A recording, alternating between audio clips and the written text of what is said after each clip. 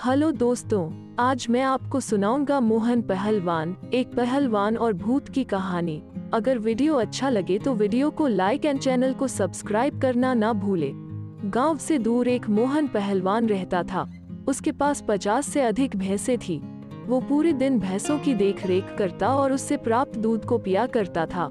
उस पहलवान की यही दिनचर्या थी।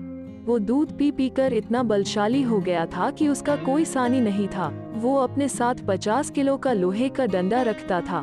आवश्यकता पड़ने पर उसी डंडे से वो युद्ध किया करता था। कुछ समय से वो उस रास्ते आए गए लोगों से पूछा करता था, मेरा विवाह किधर होगा, मेरा विवाह किधर होगा। इस पर लोग उसको कोई उत्तर न दे पाते थे और वो उन लोगों की पिटाई कर देता था। एक दिन की बात है, एक ब्राह्मण और नाई दूर देश विवाह का रस्म करने उस रास्ते से जा रहे थे। रास्ते में मोहन पहलवान मिल गया। अन्य की भांति वो पहलवान उनसे भी पूछने लगा, मेरा विवाह किधर होगा।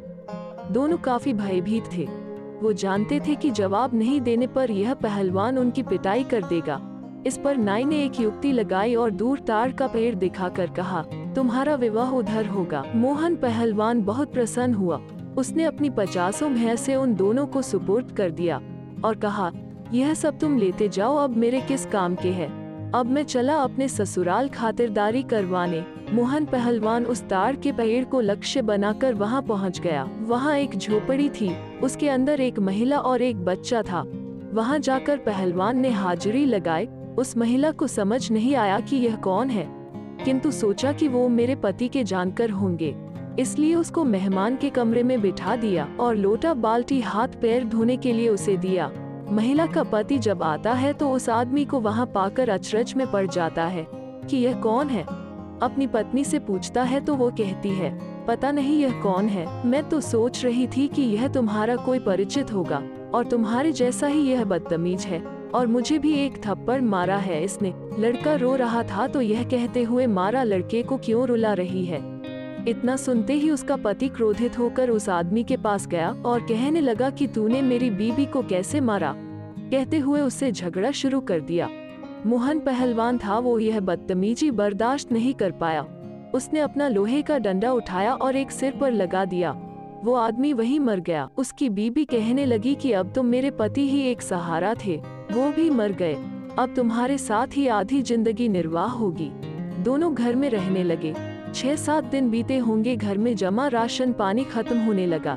तब उस महिला ने बोला कि कुछ कमाई करोगे या ऐसे ही भूखे मरेंगे, बिना कमाई के जीवन कैसे चलेगा। मोहन पहलवान भैंसों का दूध पीने के अलावा कुछ कार्य नहीं जानता था। उसने उस महिला से पूछा, कमाई वो क्या होता है, बताओ। महिला ने उसे बताया कि राजमहल में जाकर राजा से कुछ खेती के लिए जमीन मांग लो, जिस पर खेती करके अपना अनाज उपजाया करेंगे। पहलवान अपना डंडा हाथ में लेकर राजमहल के तरफ चल पड़ा। राजमहल से कुछ दूर रहा होगा कि लोगों ने उसे अपनी ओर आते हुए देखा तो वहां सब डर के मारे थर थर कांपने लगे। वो यहाँ आ रहा है, एक आध को मार डालेगा। राजा ने अपने मुंशी को तुरंत उसके पास जाकर उसके आने का कारण पूछने के लिए भेजा। मुंशी मोहन पहलवान के पास गया और उसके यहाँ आने का कारण पूछा। इस पर मोहन ने बताया कि वो खेती के लिए कुछ जमीन राजा से मांगने आया है। मुंशी ने कहा, तुम यही ठहरो, मैं राजा को बताकर आता हूँ। मुंशी राजा के पास आता है और उसके आने का कारण बताता है। इस पर राजा मुंशी को आदेश देते हैं, वो जितनी जमीन और जहाँ मांग रहा है उसे वहाँ दे दो।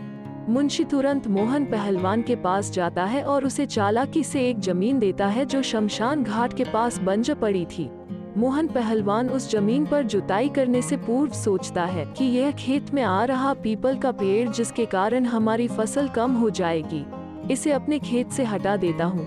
यह सोचकर उसने पीपल के पेड़ पर लोहे का एक डंडा मारा, जिसमें से 150 भूत नीचे उतरे और मोहन पहलवान से लड़ाई करने लगे। मोहन पहलवान उन 150 भूतों का सामना डटकर करने लगा। किसी भूत का हाथ टूटा, किसी का सर फूटा, किसी का पैर टूटा। सभी लाइन से खड़े हो गए और माफी मांगने लगे। उन्होंने पीपल के पेड़ को हटाने का कारण पूछा, जिस पर पहलवान ने स्पष्ट कहा कि यह मेरे खेत में आ रही है, इसलिए मैं इसे यहाँ से हटा दूंगा। भूतों ने मोहन को कहा कि हम इस खेत से होने वाली सारी पैदावार के बराबर आपके घर में राशन पहुँचा देंगे, परंतु यह पेड़ आप मत तोड़ो, यह हमारा घर है और हम यहाँ कई वर्षों से रह रहे हैं। मोहन पहलवान बलशाली था और बलशाली लोग सदैव दया करते हैं, इसलिए उसने भूतों की बात मान ली और घर चला गया। अब भूतों ने मोहन पहलवान के घर 6 महीने का राशन भंडार कर दिया। भूतों को यह सौदा बहुत महंगा पड़ा। वो कार्य कर कर के दुबले हो गए थे। एक दिन बाद भूतों के गुरुजी वहां पहुंचे और उन्होंने उन सब को दुबला पाकर कारण पूछा, तो सभी भूतों ने बताया कि एक पहलवान है, उसकी जी हजूरी करने, इसको राशन पहुंचाने, यह सब काम करने में हमारा सारा वक्त चला जाता है, जिसके कारण हम दुबले होते जा रहे हैं। गुरुजी को यह बात बुरी लगी और बदला लेने के लिए वो बिल्ली का वेश बनाकर पहलवान के घर जा पहुंचे। पहलवान के घर रोज बिल्ली दूध पी जाती थी, इस पर वो बहुत परेशान था। आज सबक सिखाने के लिए पहलवान डंडा लेकर दरवाजे की आड़ में खड़ा था।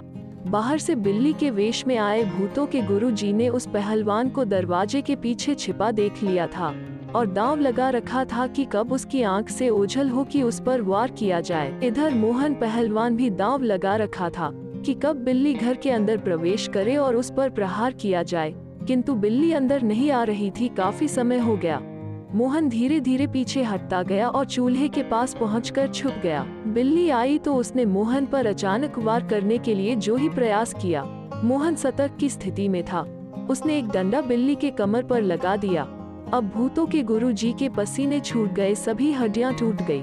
गुरुजी ने अपने भूत रूप में आकर पहलवान से माफी मांगा। मोहन पहलवान ने उसे गुरुजी से पूछा, छोड़ने के बदले आपकी क्या सजा होगी? गुरुजी ने स्वतः स्वीकार कर लिया कि जितना राशन आपके घर आता है उसका दुगुना अब दिया जाएगा। इस पर मोहन ने गुरुजी को छोड़ दिया। गुरुजी अपने चेलों के घर पहुंचे और पूरा वाकया बताया। अब राशन दुगुना पहुंचाना होगा। इस पर उनके सारे चेले सिर पीट कर रह गए। एक तो पहले से ही दुबले थे, अब और यह आफत। अगर वीडियो अच्छा लगा हो तो वीडियो को लाइक एंड चैनल को सब्सक्राइब करना ना भूले।